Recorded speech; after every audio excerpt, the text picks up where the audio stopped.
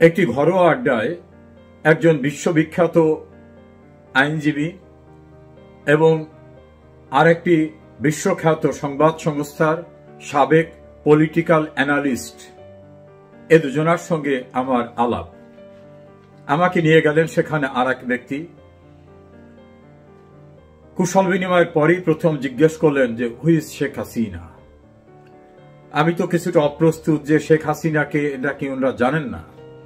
তাই আমি বললাম যে স্বাধীন সার্বভৌম একটা দেশ আছে, বাংলাদেশ নাম, এই বাংলাদেশের নাগরিক তিনি। দ্বিতীয় প্রশ্ন করলেন what is her legal status, তার আইনগত স্ট্যাটাসটা কি। আমি বললাম তিনি বাংলাদেশের নির্বাচিত প্রধানমন্ত্রী। দ্বিতীয় প্রশ্ন হল বাংলাদেশের নির্বাহী প্রধান তো একজন ইন্টারিম গভর্নমেন্টের প্রধান, Nobel laureate doctor Mohammad Yunus. তো একটা দেশে কি দুইজন নির্বাহী প্রধান থাকতে পারে কিনা। তাদের এই প্রশ্নের জবাবে আমি বললাম যে বাংলাদেশের লিগ্যালি ইলেক্টেড যে প্রসেস, যেটা কনস্টিটিউশনের আওতায় হয়, সেই প্রসেসের মধ্য থেকে শেখ হাসিনা প্রধানমন্ত্রী নির্বাচিত হয়েছেন এবং বাংলাদেশের সংবিধানের ৫৫ অনুচ্ছেদ থেকে ৫৭ অনুচ্ছেদের বিষয়গুলি তাদেরকে আমি পড়ে শোনালাম। সেখানে কিভাবে সরকার গঠন হবে, সরকার প্রধান কে হবেন, সরকার প্রধানের পদ অর্থাৎ প্রধানমন্ত্রীর পদ কিভাবে শূন্য হয়, সে বিষয়গুলি তাদের ব্যাখ্যা করলাম। দ্বিতীয় কোশ্চেন ছিল আমাকে যে in that case under what legal status Nobel laureate doctor Mohammad Yunus is performing the function, executive function of the government. আমার কাছে তাদের এই যে প্রশ্নটা ছিল যে তাহলে কোন আইনের আওতায়, কোন আইনের অধীনে নোবেল লরিয়েট ডক্টর ইউনুস বাংলাদেশের নির্বাহী কাজ চালাচ্ছেন। আমি বললাম এটা সম্পূর্ণরূপে আইনের পরিপন্থী। আমি দ্বিতীয়বার আবার বাংলাদেশের সংবিধানের প্রথম থেকে কয়েকটি গুরুত্বপূর্ণ অনুচ্ছেদ পড়ে শুনিয়ে বললাম যে supreme law of the land, that is the supreme law of Bangladesh is its constitution.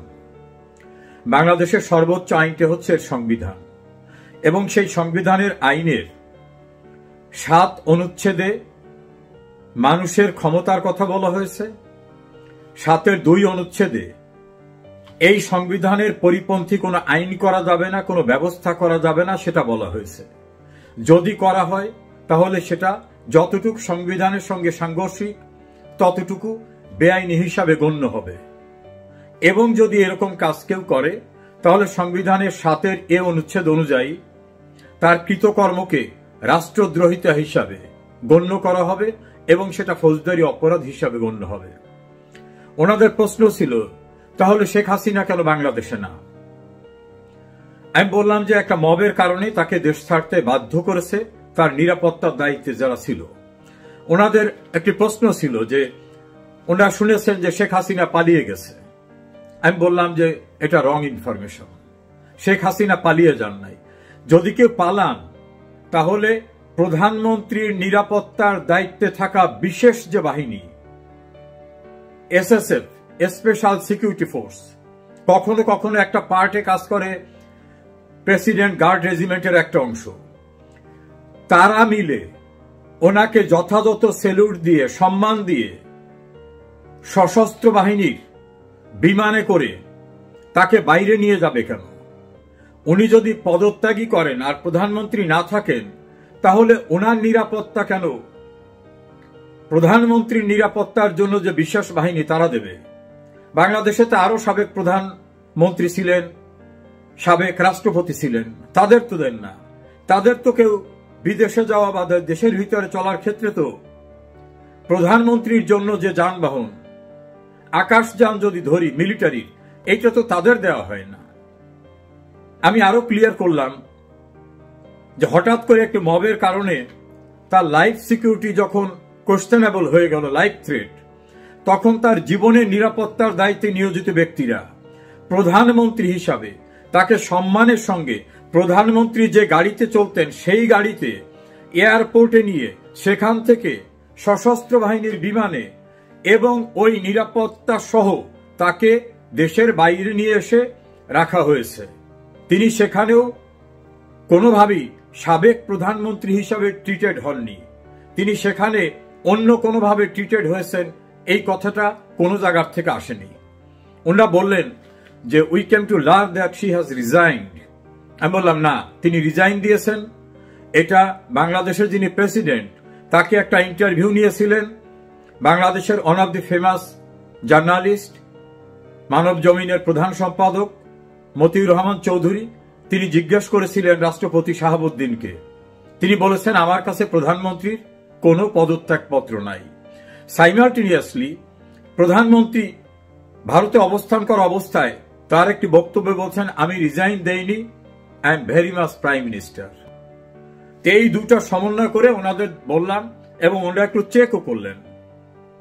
কয়েক মিনিট আমাকে অপেক্ষমান রেখে তারা চেক করলেন, চেক করে দেখলেন যে আমার এই তথ্যটা সঠিক আছে।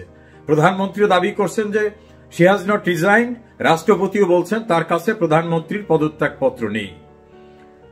তখন আমি ক্লিয়ার করলাম যে she is very much prime minister. Then question was put to me, তার পলিটিক্যাল স্ট্যাটাস কি। আমি বললাম উনি হচ্ছেন একমাত্র পলিটিক্যাল লিডার যিনি একটি দলকে ৪৪ বছর নেতৃত্ব দিচ্ছেন ১৯৮১ সাল থেকে। আমাদের ইন্ডিয়ান সাবকন্টিনেন্টে, ভারত উপমহাদেশে তো দূরের কথা, পৃথিবীর অন্য কোনো দেশে এত দীর্ঘ সময় কোন রাজনৈতিক দলের প্রধান হিসেবে কেউ দায়িত্ব পালন করেছেন বলে আমার জানা নেই। এবং আমি বললাম যে ওনার রাজনৈতিক জীবন স্টুডেন্ট লাইফ থেকে, সেই হিসাব যদি করি তাহলে পৃথিবীর এই মুহূর্তে যারা রাজনীতিতে সক্রিয় আছেন তার চেয়ে সিনিয়র পলিটিশিয়ান অন্য কেউ নাই। বয়সে নয়, পলিটিক্সের লেন্থ অফ পলিটিক্যাল অ্যাক্টিভিটিস, এবং পলিটিক্যালি তিনি এখনো অ্যাক্টিভ। দেন কোশ্চেন ওয়াজ তাহলে কি তিনি উনি পদ ছাড়েন না? আমি বাংলাদেশের আওয়ামী লীগের কাউন্সিলের প্রভিশনটা উল্লেখ করলাম যে সেখানে ওপেন করে দেওয়া হয় যে প্রেসিডেন্ট পদে, সেক্রেটারি পদে কেউ প্রার্থী কিনা, প্রস্তাব আসে, সমর্থন আসে। এমনকি উনি একটি কাউন্সিলে বলছিলেন যে আমি আর থাকতে চাই না, কিন্তু ওনার বিকল্প কোনো ক্যান্ডিডেট সভাপতি পদে পাওয়া যায়নি। এভাবে তিনি ৪১ বছর সভাপতির দায়িত্ব পালন করছেন। সেক্রেটারি, জেনারেল সেক্রেটারি চেঞ্জ হয়, সভাপতি পদেও চেঞ্জ হয়, কিন্তু ওনার বিকল্প কোনো প্রার্থী ওনার সমমানের বা ওনার চেয়ে বেটার হবে এরকম কোনো প্রার্থী এখন আসে নাই, ক্যান্ডিডেচার কেউ থ্রুও করে নাই। দেন কোশ্চেন তাহলে উনি দেশে যান না কেন? তা বললেন এই সেই দেশ যে দেশে স্বাধীনতার পরাজিত শত্রুরা বিদেশি সাহায্য নিয়ে ফাউন্ডিং ফাদারকে ব্রুটালি কিল করেছিল। সাবসিকুয়েন্টলি যিনি সামরিক শাসক হয়ে রাষ্ট্রপতি হয়েছিলেন জেনারেল জিয়াউর রহমান, তিনিও খুন হয়েছিলেন। জিয়াউর রহমানের সঙ্গে সম্পৃক্ততায় বিরোধের সঙ্গে আরেক জেনারেল খালেদ মোশাররফ, তিনিও খুন হয়েছিলেন। এরকম ভাবে আমি অনেকগুলো ঘটনা উল্লেখ করলাম, হিস্ট্রিক্যাল যে সকল ঘটনা, যেই দেশে যেমন সুন্দর দেশ, শান্তির দেশ, অনুরূপভাবে আততায়ীর দ্বারা বিভিন্ন সময় হত্যাকাণ্ডের শিকারে পরিণত হওয়ার মতো ঘটনা রয়েছে। Then I narrated the facts, how 19 times attempt was taken to kill Sheikh Hasina. Last 2004 সালের 21 আগস্ট তাকে হত্যার জন্য যে গ্রেনেড নিক্ষেপ করা হয়েছিল এবং সেখানে ফরমার রাষ্ট্রপতির স্ত্রী মারা যান, অন্যরা মারা যান, সে বিষয়গুলো সেখানে আমি উল্লেখ করলাম এবং তার কিছু ডকুমেন্ট দেখালাম। এবং 19টি ঘটনার উল্লেখযোগ্য 3-4টি ঘটনা আমি উল্লেখ করলাম যে এভাবে তাকে হত্যার চেষ্টা করা হয়েছে। কাজে শেখ হাসিনা লাইফ থ্রেটেনিং থাকার কারণে তিনি আপাতত দেশের বাইরে, কিন্তু she is very much prime minister. আমি কাউন্টার প্রশ্ন করলাম যে তোমরা বলো আমাদের দেশের যে সংবিধান, তোমাদের দেশেও তো বিধিবিধান আছে, তোমাদের দেশের কোনো আইনে যিনি কোনো ইলেক্টেড কেউ না, যিনি কোনো পার্টিকে রিপ্রেজেন্ট করেন না, তাকে এনে বসিয়ে দিলে কি তিনি কেয়ার স্টারমার্কের পরিবর্তে তিনি কি দেশের প্রাইম মিনিস্টার বা সিমিলার পজিশন হোল্ড করতে পারবেন? ওরা বলল ডেফিনেটলি নট। তাহলে বাংলাদেশের সংবিধানে তত্ত্বাবধায়ক সরকার ব্যবস্থা একসময় ছিল, সুপ্রিম কোর্ট বলেছে এটা very much inconsistent with the fundamental structure of constitution, supreme court সেটাকে বাতিল করেছে। ফলে বাংলাদেশে এখন তত্ত্বাবধায়ক বা অন্তর্বর্তীকালীন সরকার বলতে কোনো বিধান নাই এবং প্রধান উপদেষ্টা নামে কোনো উপদেষ্টাও নাই। সেই সাংবাদিক প্রশ্ন করলেন, ইফ হি ইজ অ্যাডভাইজার, তিনি কাকে অ্যাডভাইস করেন, কোন গভর্নমেন্টকে অ্যাডভাইস করেন? আমি বললাম এটা আমি জানি না। ওই অ্যাডভাইজারকে বাংলাদেশের আরেকটি জনপ্রিয় দৈনিক ডেইলি নিউজের এডিটর নুরুল কবির প্রশ্ন করেছিলেন যে আপনি তো প্রধান উপদেষ্টা, আপনি উপদেশ দেন কাকে? উনি জবাবে বলছে তো ভেবে দেখিনি। তোমরা দুজনই তখন হেসে দিলেন, সেই আইনজীবী ব্যারিস্টার সাহেব এবং সাংবাদিক। আমি আবার সেটা লিঙ্কটা বের করে শোনালাম ওনাদেরকে। তাহলে ওনারা বললেন গভর্নমেন্ট চলছে কিভাবে? আমি বললাম সম্পূর্ণরূপে ইলিগালি চলছে। এর কনসিকুয়েন্স কি? আমি কনসিকুয়েন্স ডেমোক্রেটিক কোন গভর্নমেন্ট আসলে সে সময় তারা ডিসাইড করবে, ও তারা যদি এটাকে বৈধতা দিয়ে দেয়। আমি বৈধতা দেওয়া যায় কতটুকু? Which are not contradictory with the provisions of constitution. সংবিধানের সঙ্গে যেটা সাংঘর্ষিক সেটুকুকে বৈধতা দেওয়ার কোনো সুযোগ নেই। এই প্রসঙ্গে আমি বঙ্গবন্ধু হত্যাকাণ্ডের যে বৈধতা দেওয়া হয়েছিল, জিয়াউর রহমান ক্ষমতা আরোহণ করেছিলেন, চাকরিজীবী অবস্থায় তিনি প্রেসিডেন্ট হয়েছিলেন, সেটাকে বৈধতা দিয়ে পার্লামেন্টের নিরঙ্কুশ সংখ্যাগরিষ্ঠতা দিয়ে সংবিধানের যে সংশোধনী আনা হয়েছিল, পঞ্চম সংশোধনী, সেটা উল্লেখ করলাম। তার ফলাফল চূড়ান্তভাবে সুপ্রিম কোর্ট কি বলল সেটাকে বললাম এবং আমি সেই লিঙ্কটা দেখালাম। তখন তারা বললেন যে তাহলে ইউনুস কি বেসলেস, নো লিগাল বেসিস? আমি বলি ইউনুসের কোনো লিগাল বেসিস নাই।